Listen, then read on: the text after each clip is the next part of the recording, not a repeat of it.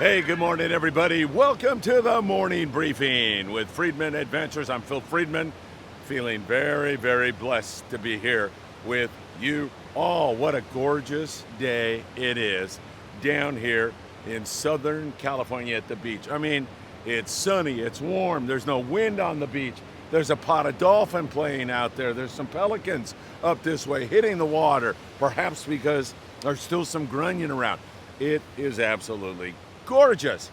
And we've got some more positive stuff going on with regard to fishing right now. So let's get into it. Is that a kelp fly in the, I don't know if he's getting in on my act here or not. Get out of here. But if he is, so be it. We'll have a kelp fly along with us today. All right. Hey, I hope you had a great Father's Day. I certainly did. Spent my entire day with Philip and Patrick, my two sons, and Patrick's fiance, Kaylin, as well as Bob Osborne, another good friend of mine, and his son, Robin, and Philip's wife, Jessica.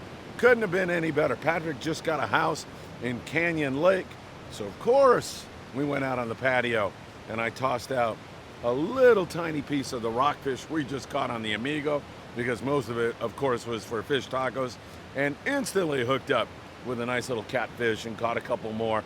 Really fun times. And I hope you had a similar kind of experience with your sons and daughters, fathers. I just hope it was a special Father's Day as it was for me. It was really, really great. Well, as I mentioned, this weather is perfect right now. It's gorgeous. And we've got some nice weather that is producing some much better fishing. The light switch may not be on entirely, but we can see evidence of life over a vast area in the Eastern Pacific, more specifically in northern Baja and Southern California, as things are really starting to heat up. And I think it could go wham at any point in time. Let's start talking a little bit about albacore and tell you that, I know, you think I'm crazy about these longfin albacore, like they really don't exist, like it's like snipe hunting or something else. They do exist. The stock of the albacore is in good shape, and the highway is open for SoCal and Baja California. I'll have an albacore refresher here in the next day or so and get you up to date on what we think is going on. Much of that comes from Tommy Holland, who is doing vast amounts of research for us. He's constantly in touch with the commercial boys. That's our window to whether or not the guys are catching in areas where we think those fish would be if there was going to be migration into the West Coast, and more specifically Baja and into SoCal. And just a teaser, I think it's looking really good. I really like what we're seeing. Now, a lot of you are saying, oh, you like what we were seeing last year. And I did. But that early prediction we made, by the time we got to this time of the year, last year, we knew it wasn't going to happen. The water was too hot along the beach here, and more specifically on the offshore areas. Not this year. This is different. We're holding to this thing. We really think it's going to happen, and we'll continue to watch it for you.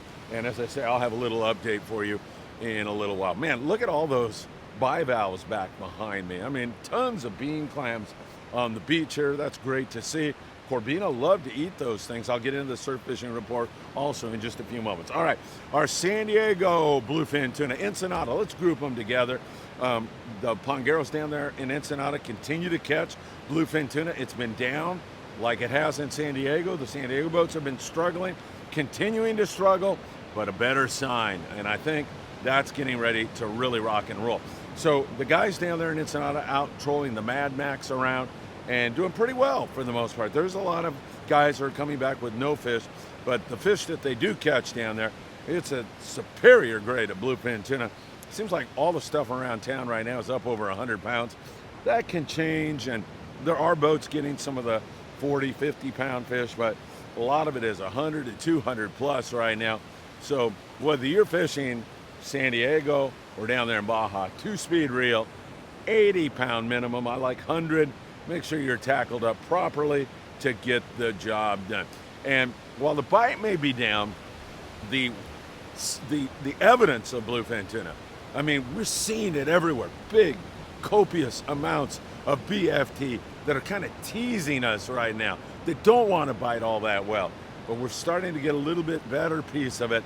And hopefully one of these days, and this is how it goes, man, the light switch just goes on. You're looking down the barrel of a trip and you're saying, oh man, I got a trip like Nico Anderson. I just talked to him. He's on the Searcher, I think, on Wednesday. He's heading out on a trip. And I don't know what his thought process is. Knowing him, he's an eternal optimist like me. But he's probably thinking to himself, oh, man, is it going to bite? It's kind of slow right now. And hopefully on that trip and before, and for all of you, it just rips. And those are great trips, man. It just makes you feel like you plan things perfectly. Some of those 6 a.m. to 6 p.m. boats, still seeing lots of big fish. Catching some Liberty 12 guys, 4 bluefin, 100 to 170 pounds. A boat that leaves in the morning at 6 and comes back that evening, that blows my mind. I mean, on a per rod average, I understand it's tough, but wow, just the fact that you can catch those big fish is absolutely amazing. San Diego, yesterday, 8 bluefin, all over 100 pounds. Grande, 4 bluefin, 100 to 190 pounds. Old Glory on an overnight trip, 31 guys, 6 bluefin tuna. Producer, 26 guys, 9 bluefin tuna. There's a couple better scores than that, a couple worse scores than that. Not setting the world on fire, seeing lots of fish, and high hopes that it's going to rock and roll. What is it that makes these fish act like this? Man, if I had the answer to that, I'd be a very rich guy, and I don't have the answer. Is it the full moon? Is it that they're just off the bite? Is it that they're moving? Who knows? You know, these bluefin are very fickle and can drive you crazy and make you pull your hair out. And I would probably do that if I had any hair. But for right now, I'll just continue to go crazy with these things. So bluefin looking pretty interesting down there. A lot of big fish. Bring the heavy tackle and you'll be ready to tackle them. Let's take you through the islands, then I'll take you through the coast, and then I'll briefly mention the surf fishing because it's a gorgeous day to be doing that. That is for sure. So down there at Todos Santos, right off of Ensenada, more Barracuda, some pretty decent Barracuda, occasional yellowtail, and good calico bass fishing. Same thing along the coast actually down there in Ensenada, but we move you up now and start to look at the Coronado Islands. A few yellows, some pretty good hits at time there on the yellows at the Coronado Islands. That seems to be building also, and it wouldn't surprise me in the next few days if we see some much better scores, but anywhere from, I want to say 3 to 20 yellows for the guys that are out there bumping around there. There's some calico bass in there and some rockfish if you need to do that. San Clemente Island, well, we're finally starting to see some signs of life. We were there on board the Amigo, and I think we had 5, right guys? All the guys that were on that trip. 5 yellowtail, smaller grade yellowtail. We got harassed by sea lions a lot. Caught some bonita and calico bass. Overall, kind of slow at Clemente, but that seems to really be changing. And we look to our good friend, Tino Valentine, and I think a lot about him when I seen those bean clams. No, Tino doesn't look like a bean clam. In fact, he's a handsome guy, right? Doesn't look anything like that, but he loves to fish corvina, and corvina like to eat those things. So I'm thinking of Tino Valentine, who was at San Clemente Island for Father's Day and had some pretty darn good fishing. And more importantly, the conditions really impressed Tino. 70-degree, blue water, really looking like summertime is here, and really looking like we could settle into something. He had 1 white sea bass, but in addition to that, 16 yellowtail, 230 pounds. Most of it was at, 7 to 12 pound yellowtail in that size range, but there's a few bigger models running around there. They fished rockfish. That was not all that wide open, but they had a lot of calico bass and bonita, good action, perfect condition, looking really good. El Dorado, 10 yellowtail, 2 nice halibut, and over there on the Pride, and the Pride, man, those guys out of 22nd Street Landing, Michael and Sean, they fish hard. They were on a day-and-a-half trip. They were up to 20 yellows last time we checked with them. Limits of calico bass. The Pride and Sean and Michael, as usual, all over the fish. And those are some pretty darn good scores. Those are pretty impressive scores. So we'll continue to watch Clemente because I think you're going to see that place really start to turn on. Bounce you into Catalina Island, where several boats had lots of action. Now, you may not be keeping everything you catch, but action is the name of the game, especially when you've got this kind of gorgeous weather, and it is beautiful right now. Freelance with a mix of Barracuda and bonita, constant action over there, really looking decent and hopefully that is going to continue because Cat is so close. 3/4 day boys can fish it, and actually that place, you know, every once in a while will pump out a lot of yellowtail and sea bass, and their conditions, like San Clemente Island, have vastly improved. So that is looking very, very good. On the pursuit, they had a couple of yellowtail, good action in the morning, and then they strayed into another area that got very slow on them in the afternoon. Gus, you got to admire him, man. He's always pushing the envelope. The guys on the pursuit, they're not happy with what they're catching. They're always looking for a big score on sea bass or yellows, something like that. And you got to admire the fact that they're out there scouting around, and that gives us an indication of where to fish and where not to fish. Many other boats at Catalina with that similar kind of action, and you got to love that. San Clemente Island, Santa Barbara Island and San Nicolas Island, those two islands also showing some signs of life now. Some private guys out there catching sea bass and yellowtail, so that is certainly headed in the right direction. Also, hopefully that is going to continue. Once again, we are seeing outstanding fishing up there in the Channel Islands, and as usual, it's about a weather break for the most part. Very good sea bass fishing for several boats in the Channel Islands. We'll use the Aloha Spirit as an illustration of that. 13 guys, 28 white sea bass. Does it get any better than that? I guess, yeah, it does. Limits, but let us please be grateful for that kind of fishing, and several other boats in on that bite. Run and gun type fishing. A lot of fish in the shallows, so you're fishing a sliding egg sinker with 30 or 40 pound fluorocarbon, and it was a magnificent day on the Aloha Spirit, and for the Channel Islands in general, you have got to love that kind of fishing. At other times, it's a dropper loop with a heavier torpedo, 4, 6, 8 ounce torpedo, depending on the wind and current. And now, those guys up there, while they have a little weather today, they are looking at some gorgeous weather here. Tuesday, Wednesday-ish. It looks like it's going to be good. And as I say, it's just about the weather up there for the boys. Ventura Sport Fishing Endeavor, all over it. Those guys are really having some great fishing up there in that neck of the woods. Incidentally, Ventura Sport Fishing, 805-676-3474. You can jump on one of their rigs. We'll talk about the local bite up there in just a moment. But man, Channel Islands really biting well and looking good at this point in time. All right, let me take you along the coast right now. I'll start you out south of the border, down there around Ensenada, as we look at some decent sand bass fishing off of Ensenada and the University Point area, coming up to the La Jolla area. Better bass fishing, more barracuda. The theme here this morning is a barracuda explosion. We're seeing signs of it everywhere. That gar is spread all up and down the Southern California coast up into the Channel Islands, and it looks like it could blow sky high here at any point in time. Moving you up the beach, Dana, gar, some calico bass along the kelp. Good calico bass fishing, as a matter of fact. And the two things that will catch you more calico bass, and it's been happening since I was a little boy back in prehistoric times, choosing a good hot bait, fishing lighter line, instant. And I'll tell you, if you can find a chovy in the tank, those calicos will chew it up every single time. Little sliding egg sinker, good hot chovy, 12 pound. Wow, you're on every single time. And guys will be going, what are you doing? And there's no secret to it, okay? It's fluorocarbon, it's light line, it's choosing a good hot bait, and chovies work exceptionally well.